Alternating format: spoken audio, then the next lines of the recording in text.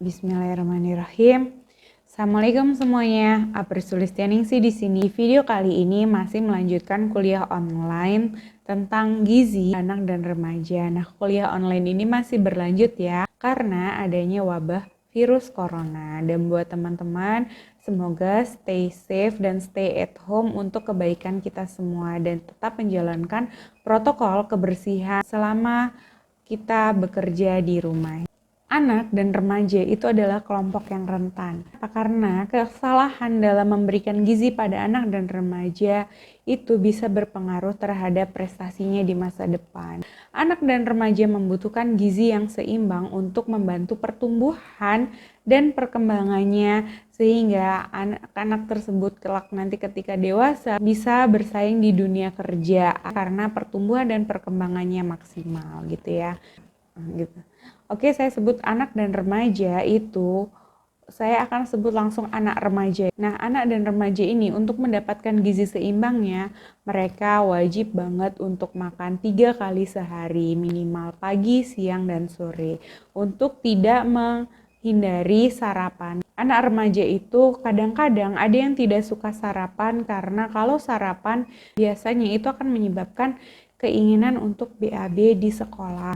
Padahal sarapan itu penting untuk meningkatkan daya ingat, untuk meningkatkan energi pada awal hari anak-anak menjalani aktivitasnya. Sarapan yang paling bagus itu dilakukan pada saat pukul 6-7 pagi untuk menghindari adanya hipoglikemi atau kekurangan energi pada saat menjalani aktivitas.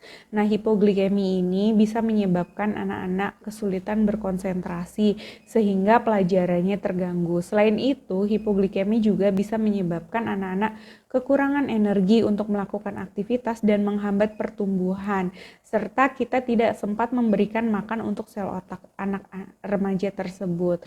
Nah, anak dan remaja umumnya memiliki porsi makanan lebih sedikit dibandingkan dengan porsi dewasa, tapi tidak signifikan karena anak remaja justru membutuhkan nutrisi yang penting dan energi yang lebih penting untuk masa pertumbuhannya gitu ya. Nah, untuk masa pertumbuhannya ini, untuk porsi yang paling tepat itu adalah dengan kita menggunakan porsi piringku. Nah, untuk porsi piringku ini bisa lihat di gambar ini ya, di mana separuh dari makanan itu adalah terdiri dari sayuran dan buah. Selanjutnya 2/3 dari separuhnya itu berisi karbohidrat seperti nasi, ubi, dan jagung. Nah, sepertiganya lagi itu sumbernya adalah lauk pauk yang bersumber dari nabati, tumbuh-tumbuhan seperti tempe, tahu, atau yang bersumber dari hewani yang seperti ikan dan daging. Nah, untuk menyeimbangkan lagi, anak remaja disarankan untuk mengkonsumsi susu untuk meningkatkan kalsium dan membantu pertumbuhan tulangnya agar pertumbuhan tulang bisa lebih maksimal.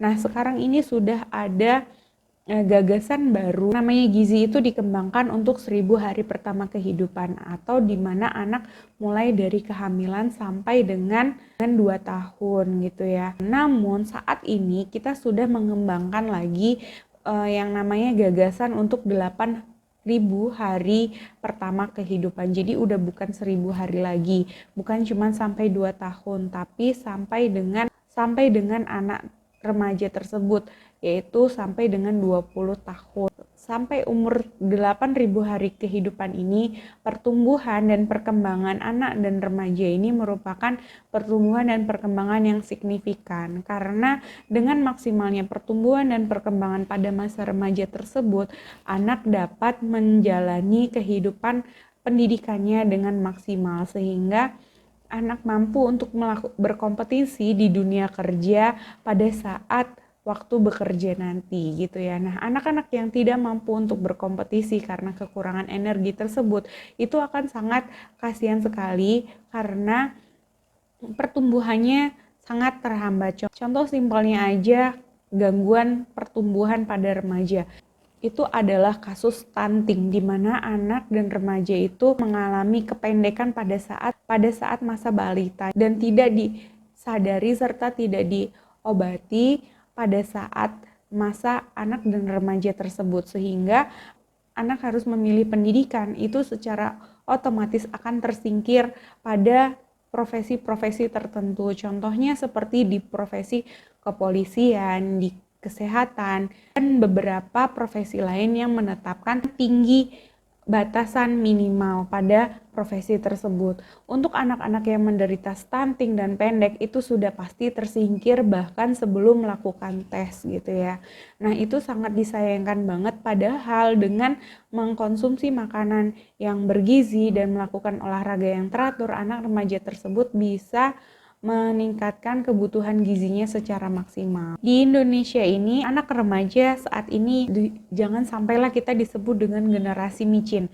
Yang itu kita lebih suka mengkonsumsi makanan yang hanya mengandung tepung-tepungan ditambah dengan zat preservatif, makanan yang mengandung MSG gitu, tapi tidak suka mengkonsumsi sayuran dan buah. Saya rasa semua sudah tahu bahwa sayuran dan buah banyak mengandung vitamin dan mineral yang itu akan membantu pertumbuhan pada anak gitu ya. Jadi diharapkan anak remaja dapat mengkonsumsi sayuran dan buah-buahan. Untuk memastikan bahwa anak remaja ini konsumsi makanan yang sehat dan yang baik, itu disarankan untuk membawa bekal dari rumah. Nah, membawa bekal dari rumah ini dipastikan sesuai dengan porsi piringku ya. Andai pun nantinya terpaksa harus makan di luar, di sekolahan, pastikan memilih makanan yang bersih dan bebas dari dan tidak tercemar oleh kuman-kuman seperti tipes dan kuman diare gitu ya.